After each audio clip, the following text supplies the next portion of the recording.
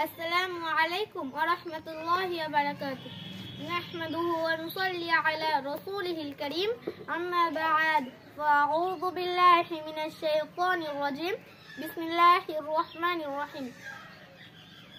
মাননীয় সভাপতি মহাশয়, আমার সামনে বসে থাকা ভাই সকল, সর্বপ্রথম আমার সালাম গ্রহণ করবেন। আমি শুরু করছি মহান আল্লাহর নামে এবং আমার হাজার হাজার দরুদ বর্ষিত হোক আমার প্রিয় নবী মুহাম্মদ সাল্লাল্লাহু আলাইহি ওয়াসাল্লামের উপর। আজকের দিনে আমি কিছু শব্দ দিয়ে বলতে চাই ইসলামী শিক্ষার গুরুত্বের উপর। পৃথিবীতে অনেক ধরনের শিক্ষা আছে, কিন্তু ইসলামী শিক্ষার গুরুত্বের অন্যান্য শিক্ষার থেকে আলাদা। আমি অবশ্যই আলোচনা করতে চাই যে বিষয়টি, তাহলে শিক্ষা, যার অর্থ কেমন ভাবে মানুষের জীবনের জ্ঞানের আলোকে প্রভাবিত করা যায়। আল্লাহ তাআলা কোরআন শরীফের মধ্যে বলেছেন, কুল হাল ইয়াস্তাবিল্লাযীনা ইয়ালামুনা ওয়াল্লাযীনা লা ইয়ালামুন। হে নবী মুহাম্মদ সাল্লাল্লাহু আলাইহি ওয়াসাল্লাম, আপনি বলিয়ে দিন পৃথিবীর মানুষদেরকে, একটি শিক্ষিত এবং একটি অশিক্ষিত মানুষ কি একই চরিত্রের হতে পারে? শিক্ষিত এবং অশিক্ষিত মানুষ এক নয়। মহান আল্লাহ কোরআন শরীফের মধ্যে বলেছেন, ওমা ইয়াস্তাবিল আমা ওয়াল বাসীর। একটি চক্ষু বিশিষ্ট মানুষ, এক চক্ষুবিহীন মানুষ, অন্ধকার এবং আলোকিত, যা কখনোই এক নয়। কিন্তু আমরা জানি একটা অন্ধ ব্যক্তির জীবনে তার কোনোই দাম নেই। একইভাবে অশিক্ষিত মানুষ জীবনেই মূল্যহীন। তাই এই কারণে শিক্ষা হচ্ছে জাতির একটা অঙ্গ। মুহাম্মদ সাল্লাল্লাহু আলাইহি ওয়াসাল্লাম হাদিসের মধ্যে বলেছেন, তালাবুল ইলমি ফারিদাতুন আলা কুল্লি মুসলিমিন। প্রতিটি মুসলমানের জন্য ইসলামী শিক্ষা আবশ্যক। এছাড়াও কোরআন শরীফের মধ্যে বলেছেন, ইসলামী শিক্ষা খুবই প্রয়োজন। ইসলামী শিক্ষা খুবই প্রয়োজন পৃথিবীর প্রতিটি মুসলমানের জন্য।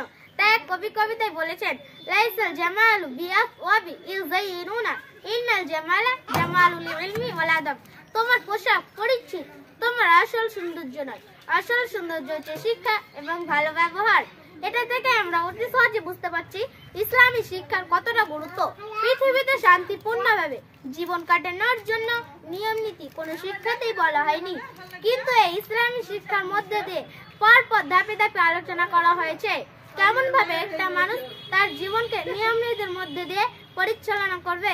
মুহাম্মদ সাল্লাল্লাহু আলাইহি ওয়াসাল্লাম হাদিসের মধ্যে বলেছেন, তারাকতু ফীকুম আমরাইনি লান তুযিল্লু মা তামাসসাকতুম বিহিমা কিতাবুহু ওয়া সুন্নতি ওয়া রাসূল। তোমাদের মধ্যে থেকে আমি দুটি জিনিস তুলে ধরতে চাই, যদি তোমরা তাদেরকে ধরে রাখো তাহলে কখনোই ধ্বংস হবে না। তাদের মধ্যে একটি হলো কোরআন এবং অপরটি হলো মুহাম্মদ সাল্লাল্লাহু আলাইহি ওয়াসাল্লামের হাদিস। এই কোরআন এবং হাদিস মানুষের জীবনকে আঁকড়ে ধরে রাখে। সুতরাং কোরআন হলো একটি পৃথিবীর মূল গঠন এবং হাদিস হলো যে কোনো সমস্যার কোরআন শরীফের ব্যাখ্যা। তাই কবি কবিতায় বলেছেন, লাইসাল ইয়াতীমুল্লাযী ক্বাদ মাতা ওয়ালাদাহু ইন্নাল ইয়াতীমা ইয়াতীমুল ইলমি ওয়াল হাসাব। একটি ছেলে যার পিতামাতা নেই সে আসলে এতিম নয়, আসল এতিম সেই যার জীবনে শিক্ষার কোনো আলো পৌঁছায় নাই। তাই আমরা বলতে পারি এই শিক্ষা পথ অনুসারীরা শুধু এই পৃথিবীতে উপকারিতা পাবে তাই নয়, তারা পরবর্তী জীবনে অনেক ধাপ এগিয়ে থাকবে। অবশেষে বক্তৃতাদের বলবে তারা তাদের জীবনকে অতিবাহিত করে কিছু এই ইসলামী শিক্ষার মধ্যে দিয়ে। আমি প্রার্থনা করবো সে মহান আল্লাহর কাছে, হে আল্লাহ, তুমি আমাদের এই জীবন এবং পরবর্তী জীবনকে শান্তিপূর্ণভাবে অতিবাহিত করো। আমা আলাইনা ইল্লাল বালাগ। আসসালামু আলাইকুম ওয়া রাহমাতুল্লাহ।